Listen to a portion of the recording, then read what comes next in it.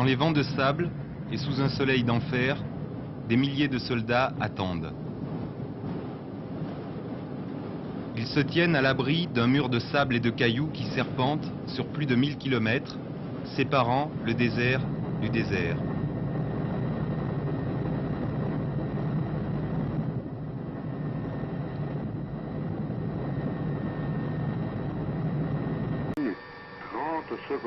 Un tapis roulant de plus de 100 km de long relie ce terminal au gisement de Boukra.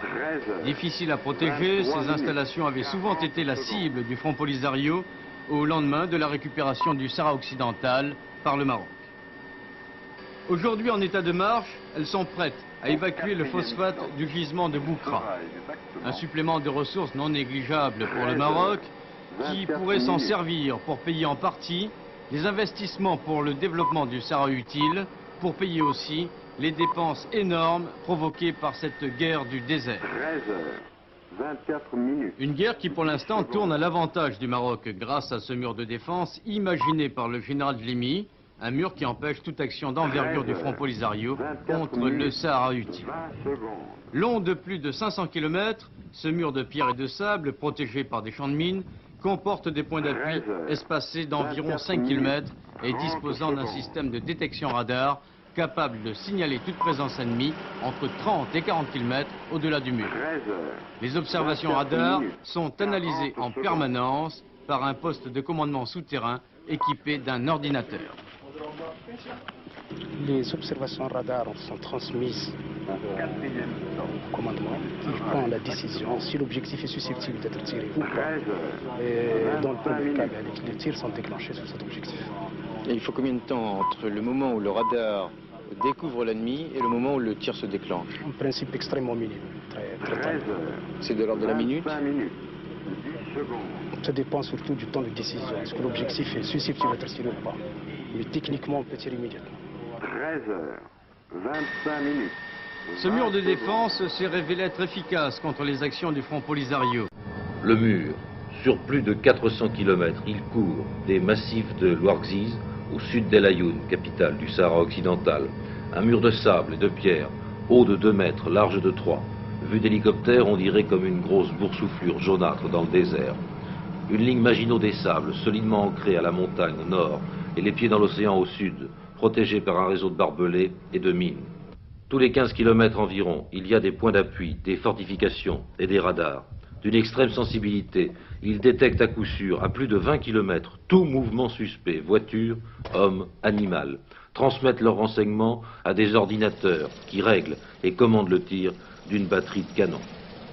Voici une de ces batteries qui comprend 6 canons de 155 mm, des M109 américains, juste devant Boukra, où se trouvent des mines de phosphate qui, depuis 1979, ne sont plus exploitées.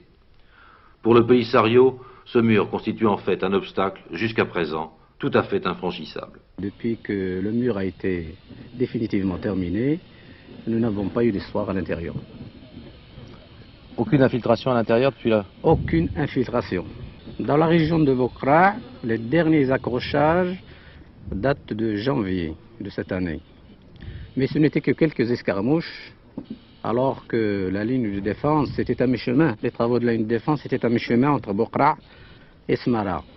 Derrière le mur, il y a les 2 tiers de l'armée marocaine qui surveillent et patrouillent. En tout, 70 000 hommes, une vingtaine d'unités mobiles d'intervention avec leurs jeeps, leurs canons autotractés, leurs engins blindés de reconnaissance, des AML.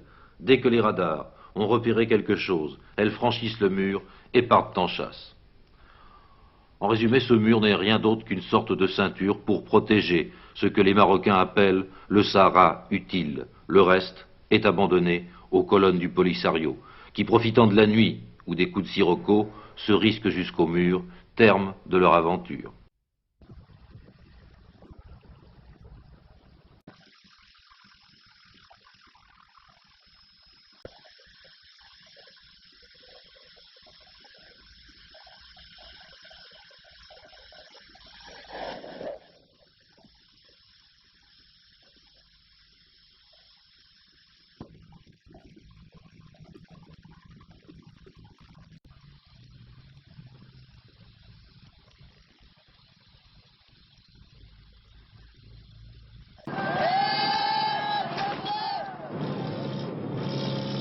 Ces villes champignons sont les vitrines du Maroc. Leur développement frénétique témoigne d'une politique de fait accompli. Le monde ici nie la guerre. Es una guerra. ¿Qué clase de guerra? ¿Mental o armamentista? Pourtant, cette guerre invisible coûte 1 million de dollars par jour. Ce coût de la défense du territoire, ajouté au développement du Sud à marche forcée, dans lequel plus de 400 milliards de centimes ont déjà été investis, absorbe une part très importante du budget marocain et accentue le déficit du royaume. Déjà, la dette extérieure dépasse les 13 milliards de dollars. Sur des centaines de kilomètres, le désert est vide. Les tentes et les troupeaux des nomades, chassés par la sécheresse et par la guerre, sont devenus très rares.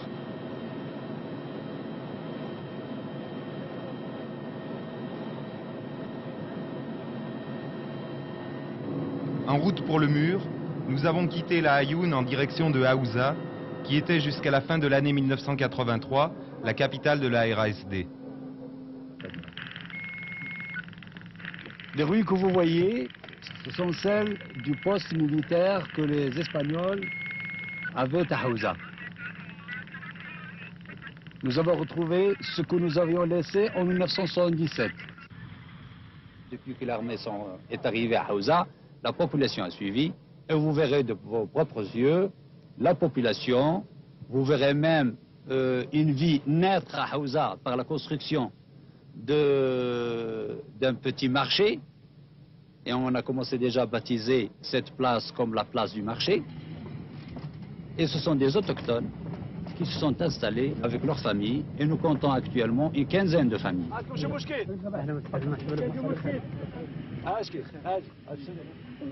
Mais le fait de voir ça, de voir des enfants, est-ce que pour vous ne constitue pas des preuves irréfutables de la sécurité totale?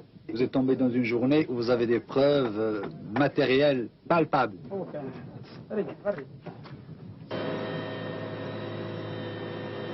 Nous quittons Haouza, l'éphémère capitale de la RASD.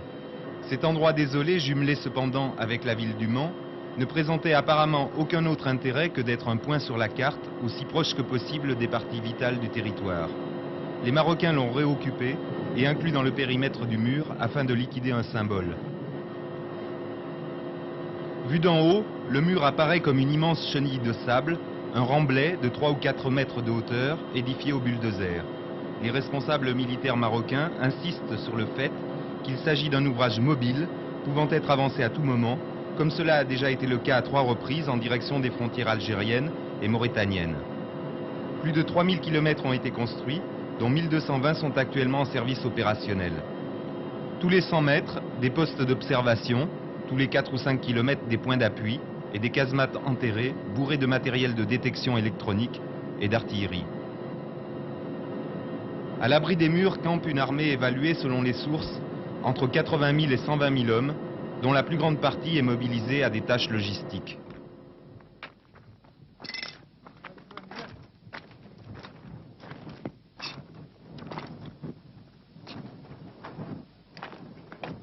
Évidemment, il y a les mines, il y a tout. Vous voyez là, le terrain miné en face, le long du mur.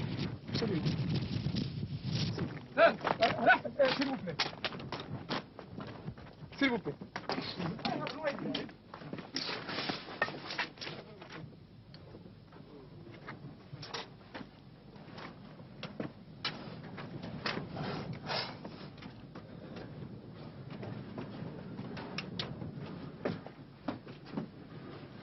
Sur le mur, les soldats vivent dans des conditions très dures. Plus de 50 degrés en été, les vents de sable, les nuits glaciales en hiver. Tous appartiennent à l'armée de métier. Tous les 3 mois, ils bénéficient de 3 semaines de permission et ils touchent double solde. Donc vous êtes volontaire pour le Sud? Bien sûr, volontaire. Et alors pourquoi vous avez voulu être volontaire? Mais bien sûr, je suis venu pour défendre ma patrie. Ici, pour moi, c'est très calme. Il y a de temps en temps quelques jeeps isolés qui viennent, comme vous voyez maintenant ici. S'il vient à 15 km, vous n'y voyez rien du tout. Avec le temps qu'il fait, surtout s'il se met dans un talvé quelconque, tire 3-4 coups qui tombent un peu au hasard et puis il file. Et c'est des objets auxquels on ne répond même pas parce que ce n'est pas des objectifs justifiables d'une riposte quelconque. Ça fait rigoler. De part et d'autre, on nous propose des images d'Épinal. Par exemple, des trophées militaires. Ici, au Maroc, C'est des chars T-55 russes. ce dimanche 14 août, le Polisario et l'Algérie, son principal soutien, subissaient un grave revers.